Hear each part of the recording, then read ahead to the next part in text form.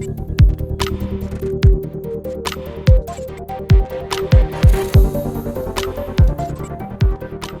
behalf of LULAC, bienvenidos. Welcome to the 2022 State of Latino America Summit. Thank you for joining us for the virtual part 2 of our summit, which includes some dynamic, thought-provoking, and inspiring programming. So be sure to stay tuned this afternoon and use hashtag SLA2022 on social media. I'm Art Motta, LULAC National Director of Policy and Legislation. The virtual portion of our State of Latino America Summit would not be possible without the support of our amazing partners. LULAC would like to thank the following sponsors.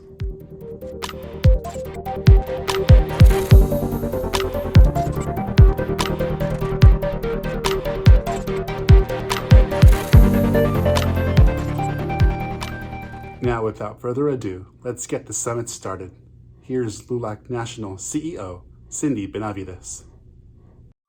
Buenos días a todos, and welcome to the virtual segment of LULAC's State of Latino America Summit. Bienvenidos. The goal of this summit is to bring together leaders in business, government, and civic sectors to discuss the issues affecting Latinos across the country today. Last week, we gathered in Washington to discuss some of our top concerns, including today's digital divide and the need to establish a long-term solution to accessing broadband. We discussed disparities that continue to impact our community, like access to quality healthcare and the discrimination that our brothers and sisters in Puerto Rico face simply because of their zip code. The sessions delivered were insightful and impactful, and I promise you the same caliber of information today. Over the course of this virtual summit, we will delve into the state of Latinos in education and our collective push for gender equity. We will highlight the activism needed to protect our voting rights and fight for immigration reform. And we will discuss the reasons why diversity is crucial for economic empowerment. As you go through today's summit, I invite you to think back to when our founders built this organization 93 years ago with the goal of empowering other Latinos to be the architects of our own lives, our communities, and our future. I invite you to reflect on what we've achieved and since then, the ways in which Latinos today are leading the charge for change. I hope you'll use this forum to get to know your fellow LULAC members virtually and to unite and strategize to create the change we seek to see. I urge all of us to gather as a movement to stand up to defend our right to vote. I urge all of us to forge partnerships to advance our economic condition and our political power. And I urge us to take a seat at the table to demand equal rights to housing, health, and education. At LULAC, we are proud to enjoy the support from corporations and program allies in this work. Thank you to our sponsors, Airbnb, Coca-Cola, CSAA, Teach for America, the U.S. Army, Walgreens, Wells Fargo, Herbalife, Hershey, Walmart, and Hispanic Magazine. I also want to thank our presenting sponsor, AT&T. I hope you will all enjoy this event and remember that together, juntos, we rise. Gracias.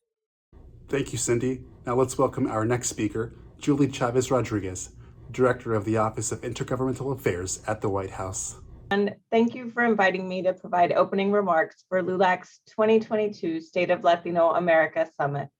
I want to thank the LULAC team for their ongoing partnership and everything that you all do for our community. Our continued engagement is a testament to how much this administration values our relationship with LULAC and Latino leaders across the country. I'm the Director of the Office of Intergovernmental Affairs at the White House, which has the privilege of being able to work with governors, mayors, other state and tribal elected officials, and leaders throughout our territories, including Puerto Rico, to address some of the most pressing issues impacting our communities. 1 year ago, before the president took office, only 46% of our schools were open. The unemployment rate was 6.2%. 18 million Americans were receiving unemployment benefits, and less than 1% of Americans were fully vaccinated. We saw the long lines at our food banks, and we saw far too many American families and communities struggling to really make ends meet. And that's why working together to pass the American Rescue Plan was one of the first things that President Biden and Vice President Harris did when they took office. And we just celebrated its 1-year anniversary. Amid several converging crises, the administration has moved quickly to deliver results for working families, including for our Latino families, and to change lives for the better.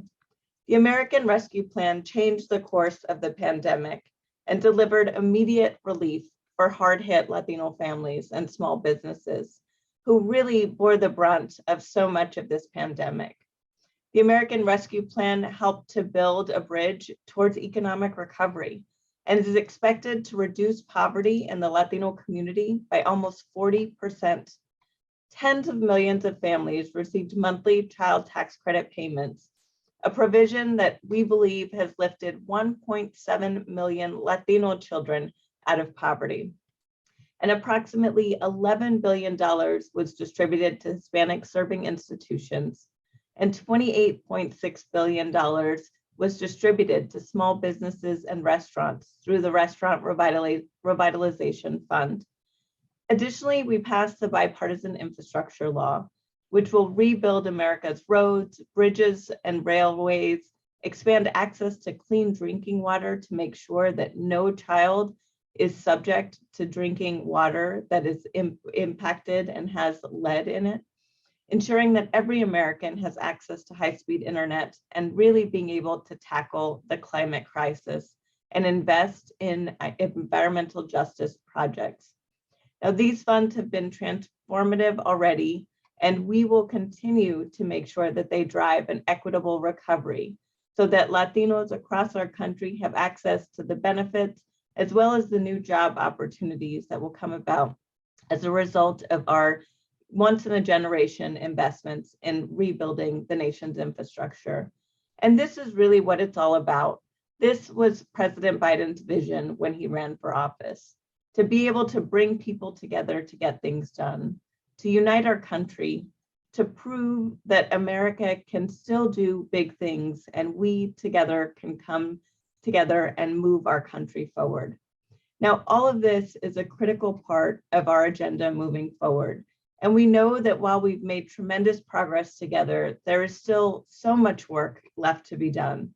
We know that too many Latino children are still struggling as they make up for learning loss as a result of the pandemic.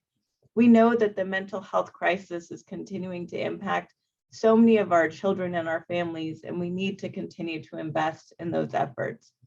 We know that too many Latino families are still struggling to make ends meet and to have good paying quality jobs. And so we'll continue to work together to make sure that we are building America back better, that we are continuing to invest in the most precious resource that we have as a country, our community, and those of you throughout the Latino community. So I hope you enjoy the conference. Thank you so much again for inviting me to join you all today to make brief remarks. And more importantly, thank you all for the work that we have to do together ahead as we continue to build back America. Thank you all.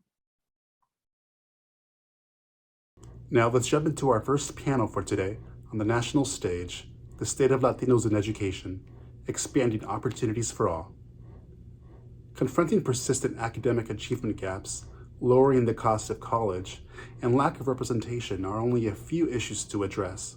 This panel will highlight key facts, policies, priorities, and initiatives we can implement to create change in our education systems to ensure that all students have access to the quality education they need. Representing the 20th District of Texas, here's Congressman Joaquin Castro.